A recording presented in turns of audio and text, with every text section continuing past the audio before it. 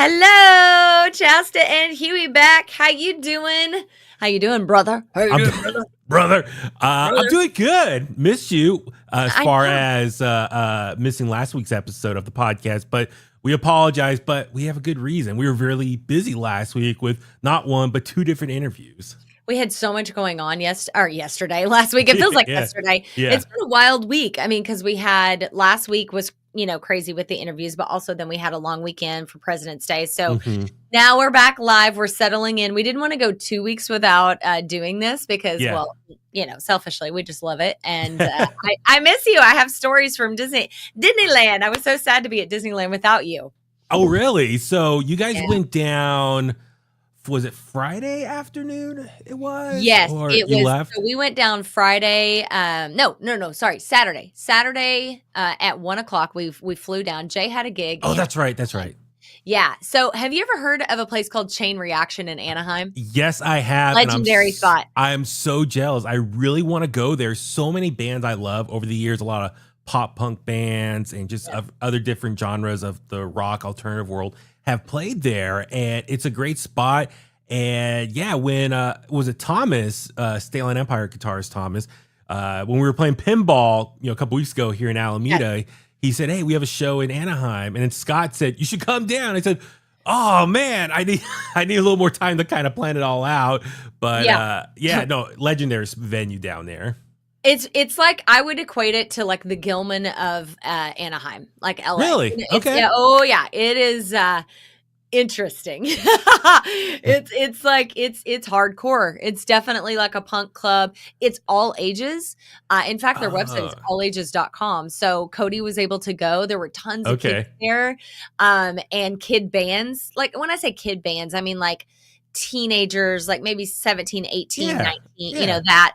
But it's just, here's the thing, Huey. I absolutely love seeing kids out either rocking out playing or rocking out like in a pit. Cause I'm like, at least they're not just sitting and wasting their life, doom scrolling for hours on end. They were out having these interactions with each other. And it was so beautiful to see. Yeah, those all ages music venues are extremely important just for the music scene in whatever region that they're located in. But also, yes, for people of all ages that want to experience live music. And it gives a place for bands to play, but also fans of music to go see live music. I mean, for me, if I didn't have those type of venues here in the Bay Area growing up in the late 90s, early 2000s, I don't know where I would be. Those help encourage my music loving, if that makes sense. I didn't have those. And in high school, we ended up backroading, which is driving around back roads drinking. I mean, I'm just like, it's terrible to say that, but that's what we used to do. And, it was really nice because Cody, who is 8, was seeing these kids in their teen years and watching them.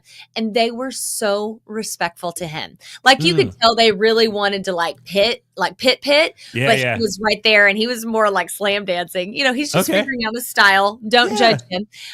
But they were like very careful of him, watching him, sort of protective around him, which was really sweet. And I'm standing very close, but I'm like trying to be a standoff mom. The moment I had, and this is a funny story, you're going to laugh your ass off because we're both kind of germaphobe hygiene freaks. Yeah. This moment where Cody's just like the music overtakes him and he like jumps down and starts like, Jay called it doing posh snow angels, like posh hit snow angels. It was like I don't know, he was spinning and he was like throwing the horns and he had his eyes closed and he was just like doing this, but he's literally freaking swiffering the floor like with his hair. I mean, I was dying. He's expressing himself physically, let the music take over his body and just let it all out. That's been always like a fun thing for me. And that's a great thing about circle pits, mosh pits, whatever you want to call it. Yeah. That's the thing. It's like the unspoken rule. You let your aggression out, but you also look out for each other and take care of each other. So I'm glad Cody cool. At 8 years old is learning those ethics. I think of of going to a live show, a live music show. For me, growing up here in Alameda, I remember I was in high school, senior year, they introduced a thing, shout out Heavy Kev. He was the one who was booking it, after school specials. Every Friday at like 4:00, they would have what's called after school special at Rooster's Roadhouse here in Alameda, right down the street. Well, it's not there anymore, unfortunately, RIP. But they would have like a handful of punk bands, hard rock alternative bands, like 3 bands. A lot of them are kids my age at the time or young in their 20s, the 30s, whatever. And they would play up until like, I think about 7 o'clock. And at 7 o'clock, everyone underage had to leave the venue because it was a bar. Mm. They did serve food. But then like at 8 o'clock on, that's where they would have like their night show, like that, like the actual That's main a cool show. mix of the two. Yes. I really like that. We have a couple of places. I mean, like a shout out to Old Princeton Landing. Brian runs a fantastic all ages, place there, and he does that really well. And how many shows has Cody gotten to go with? You and I have taken him to a handful. Yeah. And I think that's really great. Bottom of the Hill. Not all shows at Bottom of the Hill are all ages. Oops, sorry, my email's up. I'm always triggered by that sound. Ding. That's my work email. Bottom of the Hill does have some all ages shows, not all of them, unfortunately. But it was cool. At the end, I walked up to this kid. I think he was probably around 17, had long blonde hair. He was so cute, and he had been so exceptionally nice to Cody. After it was all done, he went up and took a State Line Empire poster and got Cody's autograph. It was so cute. I was dying. And I walked over to him and I said, hey, you don't know me, but I just have to thank you for being really nice to my kid. And he was like, it's all good, man. And he goes, he said this thing. I swear my heart just melted. He goes, it's a community and he needs to know that. Little bro needs to know it's a community. And I was like, oh my God. It was the greatest thing ever. It made my heart so happy. Those are really important. And I think, as you mentioned before, live music, just in general, like you and I were big supporters of the local music scene here in the Bay Area or anywhere that has live music. We encourage people, go out, support your local venues, keep these venues open, support them, buy a ticket, buy merch, buy alcohol, booze, food, whatever at the venue, keep them open. That way bands have a place to play, but also people have a place to go watch live music, and it keeps the music scene going, creating new generations of bands and future music to get out there, inspire people. It's better than just sitting at home, like staring at your phone, not being really active. We need these places to get people out of the house. And I think if anything, as each year has passed since COVID, I mean, here we're coming up on 5 years originally. Yeah. I feel like each year more and more people are getting more safe or feeling safe to get out there again. But yeah, you and I can't stress enough, get out there. Support live music, because if you don't, it's going to dry up eventually. Oh, yeah. That's not good. Yeah, no, absolutely. It's beautiful to see that happening in kids. I saw it at Neck of the Woods in San Francisco several months ago. I went to see the band Midriff, Kai Nukerman's band, and they were so great. And that place was wall-to-wall kids. And I was like, yes, this is so freaking amazing. By the way, shout out Dan DeLay. What's up? He knew a Chain Reaction. What was so cool about Chain Reaction is in the I love that you put them on the screen. That's so fun. Was they had shirts of like Avenged Sevenfold, like a bunch of bands that have played there in the past, and they had them stapled to the wall. Yeah. Like not in any artful form. It was just like ka-chunk, ka-chunk, ka-chunk. And there were so many cool ones. I saw Circus Survive up there. Helmet. Cody saw Helmet. He likes Helmet. Nice. It was really, really neat. And Alex is on. Oh, Cody is awesome. Thank you, Alex. I appreciate that. We're trying to raise him right. Hey, Chris Roma too. So here's the thing is I really wanted to be a helicopter mama and be like, Cody, get off the ground. Like, I swear to God, there was a moment in time where I was like, we're going to burn those clothes. But we didn't. And I was able to just sit over there and just be like, okay, he'll be fine. He's not going to die. The germs, helps build his immunity, long term. Think about that. Think about that. Whenever he got home, we got back to the hotel. I put him in the shower and I was just literally like doused him with shampoo and soap. I'm like, just sit in there for a while. Oh yeah, it was gnarly. Oh, Michaela's on a study break with us. Hi, welcome to your study break. Shh, we won't tell anybody. So it was nice. Then we went to Disneyland, and Disneyland is always great. It was pretty packed. It was the most packed I've ever seen it. There was a cheerleading competition, a national cheerleading competition. So there were little cheerleaders everywhere. They bring it on.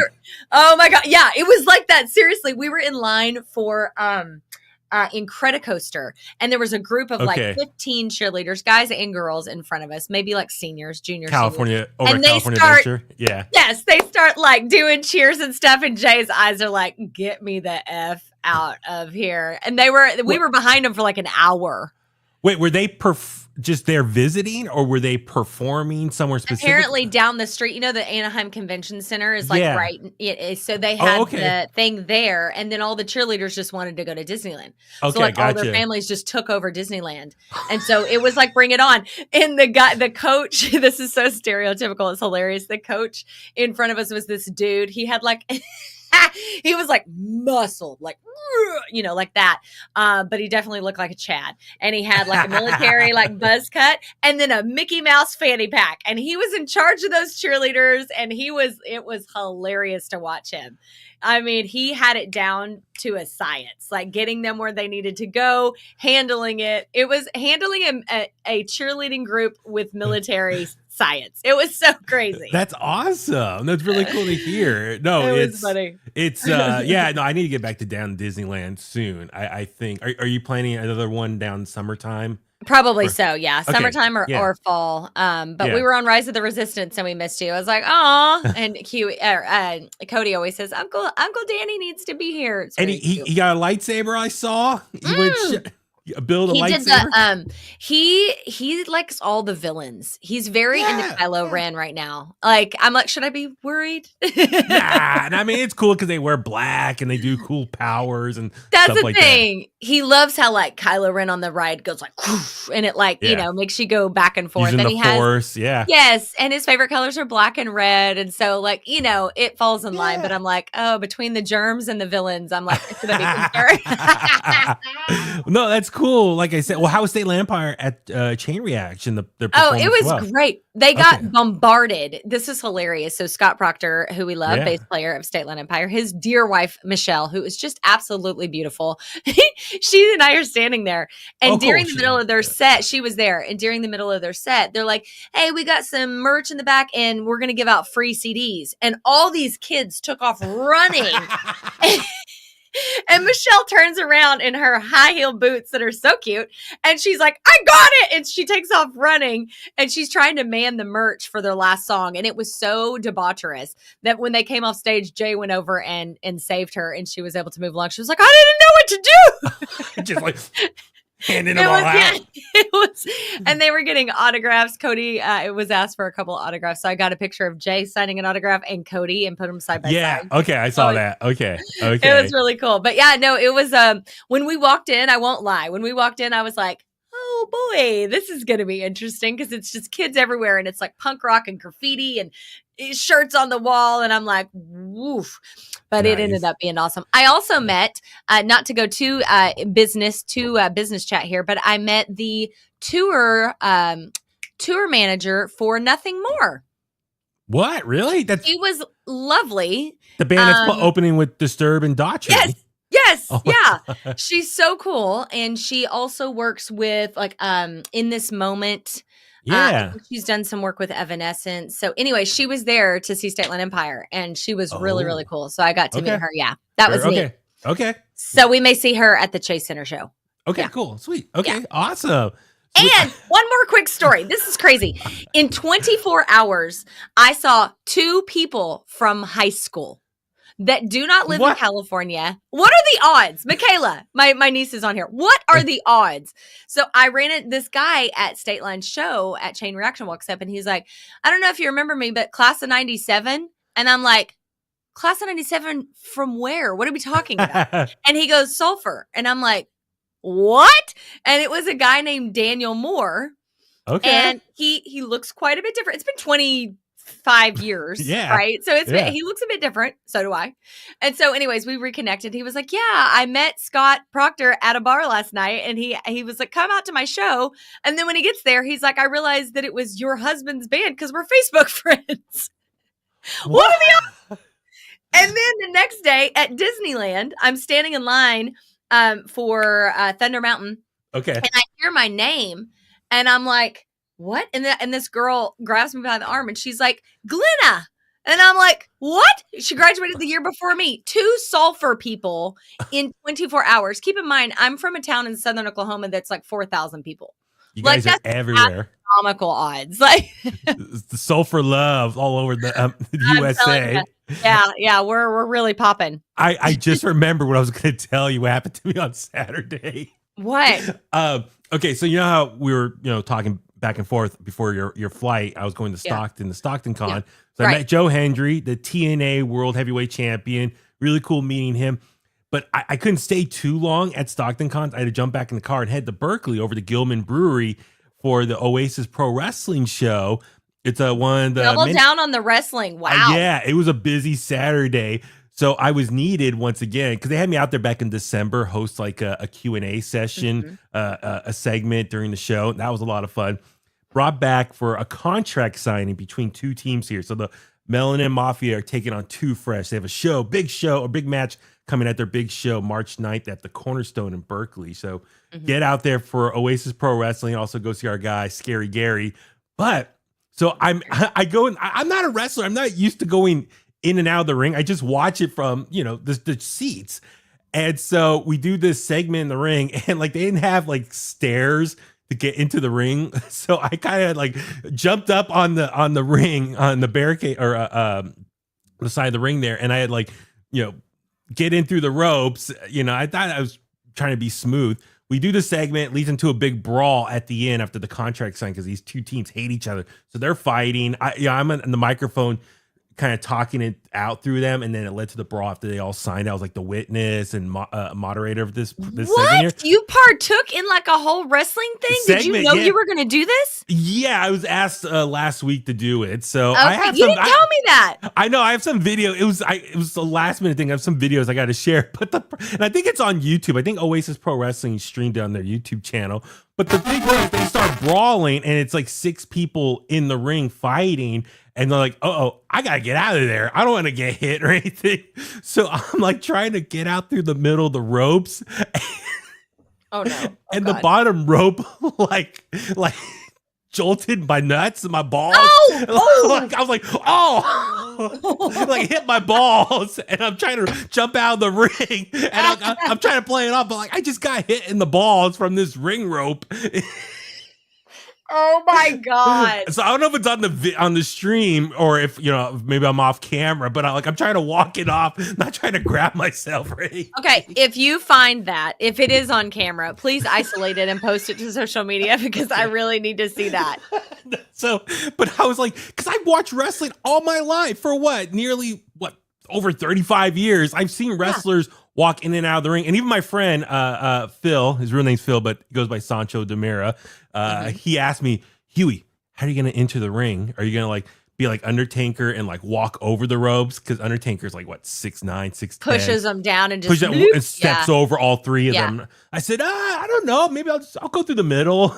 But there's multiple ways you can interrupt. It's a whole technique.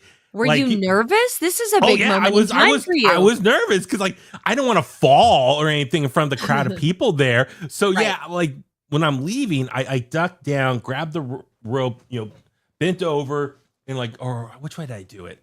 No, that's what it was. I grabbed the rope, I lift my leg up to go over the middle rope, and then I swirled down. There's a top rope. Swirled down. You were trying to be like Chino, smooth. Like you were trying to smooth. And then technically, in order to bring my other leg over, in that moment, I was technically straddling the middle rope. That's when the rope kind of came up and hit me in the balls. And then I went, oh my God. And they probably thought that was part of the choreography, not the thirst choreography. But then, and then I lifted my second leg over the rope and I jumped down onto the ground. I was like, I don't want to hurt sprain my ankle jumping, but still I was jumping and I was trying to get away from the action, but I'm walking away. I'm like, oh, my balls. Oh, dude, that's rough. Okay. Please go on and screen grab that. Okay. Try to record it because we need to see that. We all need to see that. So I was smooth, but shout out, thank you to Oasis Pro Wrestling for having me out there again. So it's a big deal. Alex said you didn't do a frog splash from the top. No. That I would pay to see, Alex. No, actually, shout out, thank you to Alex for watching our interview with Tim Montana. Yes, Tim Montana and Miles Kennedy. They're on tour actually tonight. That show is in Sacramento at Ace of Spades. So if you're anywhere near that, is it sold out? I don't know. I don't think so. I maybe shouldn't promote it unless I know if there's tickets. Just go to livenation.com or aceofspadessac.com and check for last minute tickets there. But yeah, that's tonight in Sacramento. Two of our boys. And yeah, you can watch the interviews over on the Bones YouTube channel. And I'll link them down below as well. They were such great chats. Yes. Okay, I know we have to be kind of concise with time. So real quick, we do have a Huey help question that came through that we need to get to because you have to do an interview pretty soon. Yeah. So let's go ahead and get into that before we wrap today. Okay, so it's a good one. If you've got trouble, we've got the cure for what ails ya. The Bay Area's bestie, Huey, is here with advice. It's Huey Help. I love Huey Help. Okay. I don't have it in front of me because we jumped on live without me even being prepped. So you go ahead. All good. So yes, this one, shout out to our listeners who emailed us. So yeah, you can always email us, chastaandhuey@gmail.com.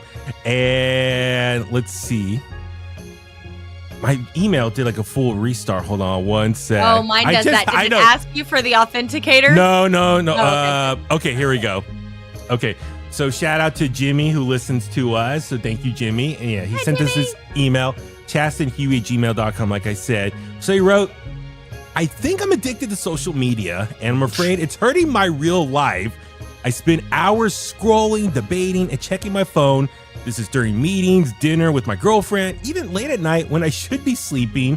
She's frustrated and my boss has warned me, but I don't want to abandon the online community that I feel connected to. How do I balance my social media so it won't cost me my job or my relationship? I mean, my initial reaction is like, dude, grow up, man up.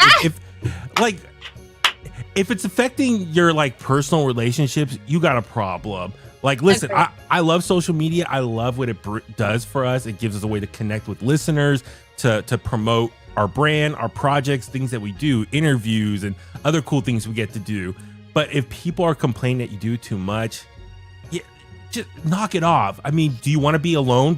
Would you rather be home by yourself, staring at your phone and talking to random people that you may or may not know if it's real or not, and versus dealing with people in person? Yeah. Michaela, I love a good doom scroll too, but truly, it shouldn't get to that point. It shouldn't get to the point where people in your life are like having to intervention you. You know, there needs to be some self-regulation. And I can say that because I literally just did that. I took Facebook off my phone. Like I didn't. Good for you.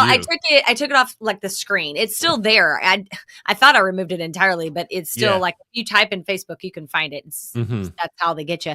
But it's not there waiting on me, so I don't get notifications or anything like that, because I was realizing Facebook was just not a healthy spot for me at all. It was making me literally angry, and I thought, why in the world am I inviting this anger into my life? Especially most times at first thing in the morning, like you open your phone and that's the first thing you see, and now I'm living somebody else's agenda. I'm pissed off at so-and-so for saying whatever. There's nothing good coming from it. So like Michaela, going back to your doom scroll, if you're getting something out of it, if it's relaxing to you, or like, you know, Huey, you're an ASMR guy. I like to watch people freaking clean and vacuum. If you're getting some sort of like calm checkout for 10, 15 minutes, that's one thing. But to just be in it all the time to the point where your loved ones are like, hey, that's not good. That's the thing. Like I said, if you're maybe a lonely person or you live by yourself, or maybe you live on one side of the country and you have all your family and friends live somewhere else, I get it. Social media is helpful for filling that void of interacting with people, staying busy, communicating, feeling social.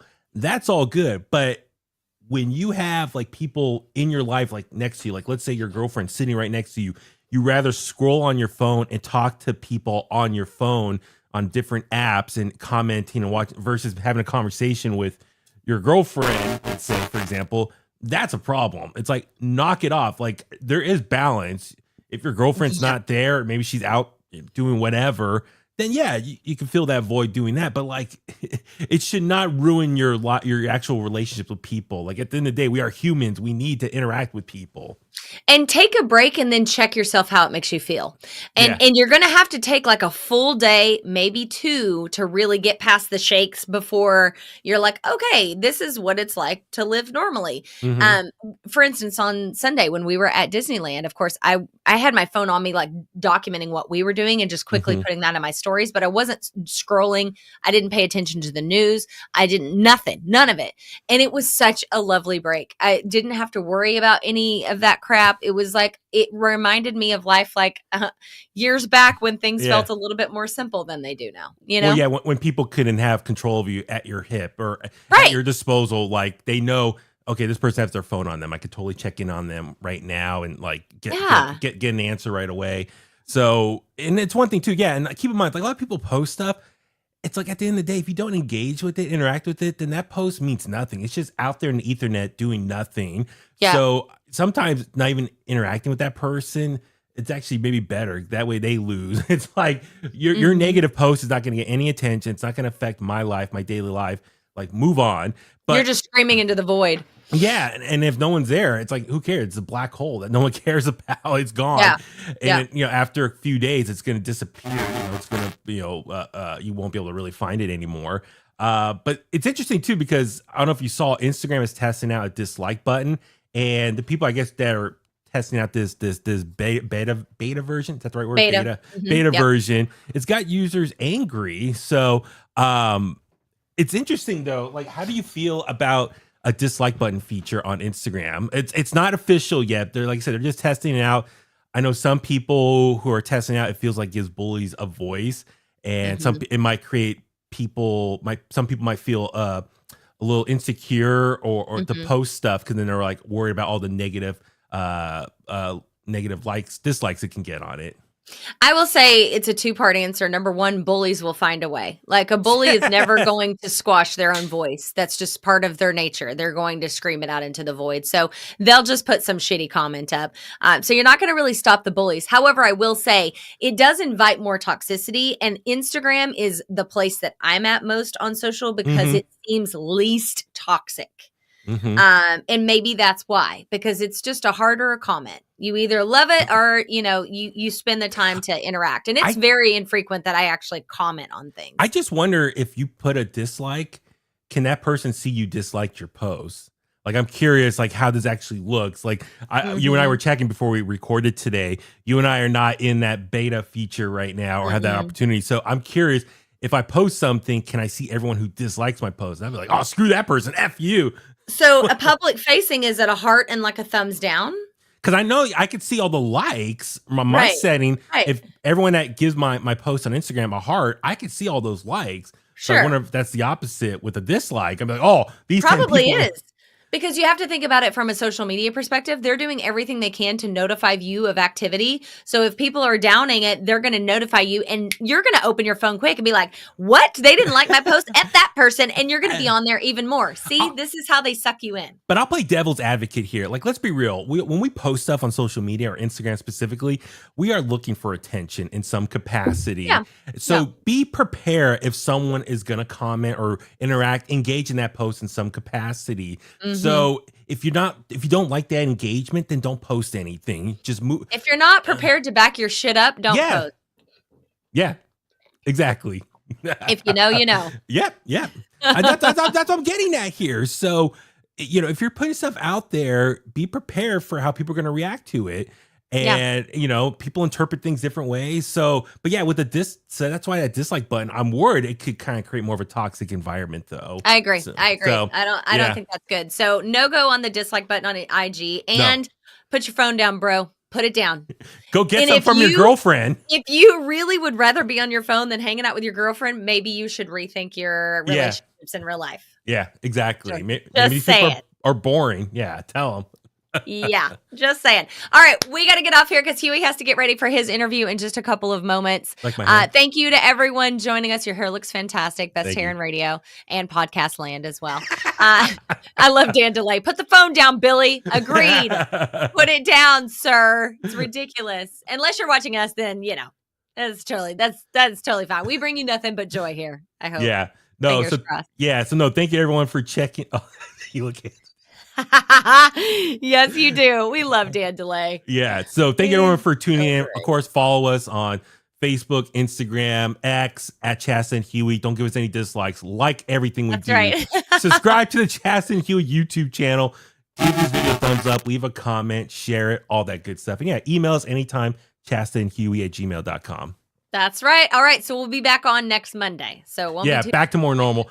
Back to normal. I kind of like recording from home though, like in our home studio. Move it to Tuesday. We make up our own rules. We don't. I found a study, the benefits of working from home, and I can relate to all of them. I'm like, oh, this is so. So I might save this conversation. I've been preaching that for a long time. That's a whole nother topic. We'll save it for next week. Yes. Okay. All right. Do good on your interview. Thank you guys for being here. We love you. Bye. Next week. Bye.